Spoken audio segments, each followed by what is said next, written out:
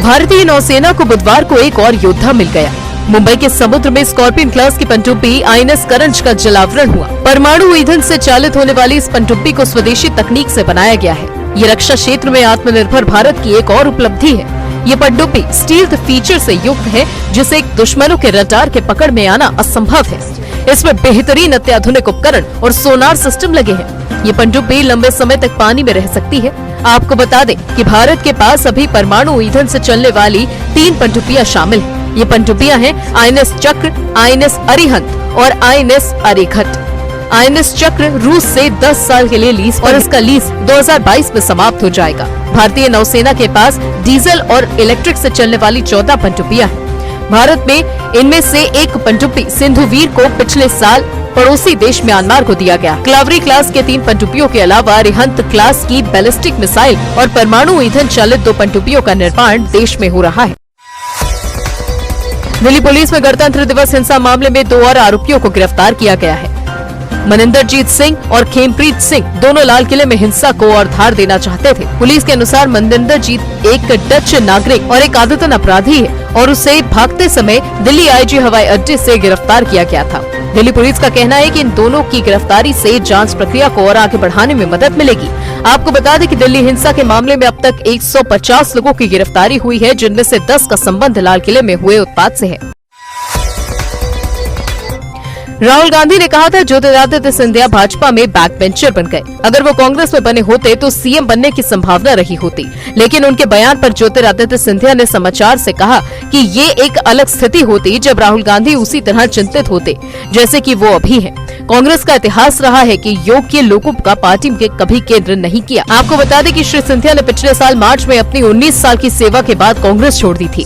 ज्योतिरादित्य सिंधिया के कांग्रेस को छोड़ने का असर ये हुआ कि मध्य प्रदेश कांग्रेस में भगदड़ मच गई और कमलनाथ की न सिर्फ सरकार गिरी बल्कि भाजपा राज्य की सत्ता पर काबिज हो गई। सोमवार को राहुल गांधी ने कांग्रेस में यूथ विंग की बैठक में पार्टी के महत्व पर एक बिंदु बनाते हुए स्पष्ट रूप से अपने एक बार के करीबी सहयोगियों के बारे में बात की। हिंद प्रशांत क्षेत्र में चीन के बढ़ते प्रभाव के बीच सहयोग बढ़ाने के लिए क्वाड देश यानी कि भारत, अमेरिका, जापान और ऑस्ट्रेलिया एकजुट होकर रास्ता तलाशने की तैयारी में जुटे हैं। इसे लेकर चारों देशों के शीर्ष नेताओं का शिखर सम्मेलन 12 मार्च को होगा। दुनिया भर में कोरोना वायरस संक्रमण के बीच ये शिखर सम्मेलन ऑनलाइन तरीके से आयोजित होने जा रहा है। आपको बता दें, इस शिखर सम्मेलन में भारत की ओर से प्रधानमंत्री नरेंद्र मोदी, अमेरिका के राष्ट्रपति जो बाइडेन, ऑस्ट्रेलिया के प्रधानमंत्री स्कॉट मॉरिसन और जापान के प्रधानमंत्री योशिहिदे सुगा शामिल होंगे। इस शिखर सम्मेलन को कई मामलों में खास समझा जा रहा है। ये बैठक ऐसे समय में हो रही है जबकि हाल ही में भारत और चीन के बीच पूर्वी लद्दाख में डिसएंगेजमेंट और तनावपूर्ण माहौल बना हुआ था। क्रिकेट के दीवाने 10 मार्च 1985 का वो मंजर आज तक नहीं भूले जब सुनील गावस्कर की अगुवाई में भारत ने ऑस्ट्रेलिया के मेलबर्न क्रिकेट ग्राउंड में दूधिया रोशनी में खेले गए फाइनल मुकाबले में पाकिस्तान को 8 विकेट से हराकर बेंसन एंड हेजेस टूर्नामेंट जीता था। रवि शास्त्री को इस टूर्नामेंट में चैंपियन ऑफ चैंपियंस का खिताब और इनाम के तौर पर नई चमचमाती हुई कार दी गई थी। जीत और इनाम की खुशी से सराबोर पूरी भारतीय टीम ने इस कार पर सवार होकर पूरे मैदान का चक्कर लगाया था। मध्य प्रदेश में जबरन या छल कपट से धर्मांतरण पर रोक लगाने वाले कानून के वजूद में आने के अगले ही दिन मुख्यमंत्री शिवराज सिंह चौहान ने मंगलवार को कहा कि अब सूबे में प्यार तो चल सकता है लेकिन जिहाद किसी भी कीमत पर नहीं चल सकता।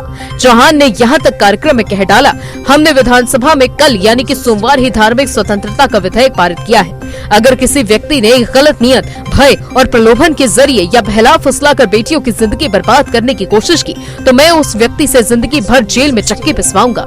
गौरतलब है कि विधानसभा से पारित मध्य प्रदेश धार्मिक स्वतंत्रता विधेयक 2021 में शादी तथा किसी अन्य कपटपूर्ण तरीके से धर्मांतरण पर अधिकतम 10 साल की कैद और 1 लाख रुपए तक का जुर्माने का प्रावधान। भारत कोरोना वायरस वैक्सीन के माध्यम से दुनिया के कई देशों पर मदद पहुंचा रहा है। अब पाकिस्तान को भी भारत में निर्मित कोरोना वैक्सीन मिलने वाली है। वैक्सीन समझौते GAVI के तहत पाकिस्तान को टीके की कुल 45 मिलियन यानी कि 4.5 करोड़ खुराक दी जाएंगी। अन्य देशों की तरह भारत सीधे तौर पर पाकिस्तान को वैक्सीन नहीं भेज रहा, लेकिन वैक्सीन अलायंस GAVI के तहत पाकिस्तान को मार्च के महीने में ही खुराक मिलने वाली है। इलाहाबाद हाईकोर्ट के वकीलों की हड़ताल आज भी जारी रहेगी। शिक्षा सेवा अधिकरण की प्रधान पीठ लखनऊ में खोले जाने का विरोध कर रही है। आम सभा में अधिवक्ता आगे की रणनीति तय करेंगे। प्राधिकरण की पीठ को लेकर 23 फरवरी से लगातार हड़ताल पर है वकील। वकीलों के 9 मार्च के प्रयागराज बंद का दिखा व्यापक असर। अब वकीलों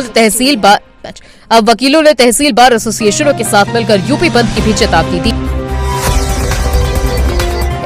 लगातार बढ़ रही गर्मी के बीच दिल्ली एनसीआर में मंगलवार को गरज के साथ बारिश हुई। उधर नोएडा और गाजियाबाद में भी तेज हवाओं के साथ बारिश हो रही है। आपको बता दें, पिछले कुछ दिनों में अचानक बढ़ी गर्मी के बाद ये बारिश लोगों को सुकून देने वाली है। आज मौसम विभाग ने दिल्ली एनसीआर में बारिश की भविष्यवाणी की थी। दिल्ली के अलावा इसके सटे हुए इलाकों में फरीदाबाद, गाजियाबाद, गुरुग्राम, झज्जर, मेवात, पलवल, सोनीपत जिले में भी कुछ इलाकों में हल्की फुल्की बुखार रही।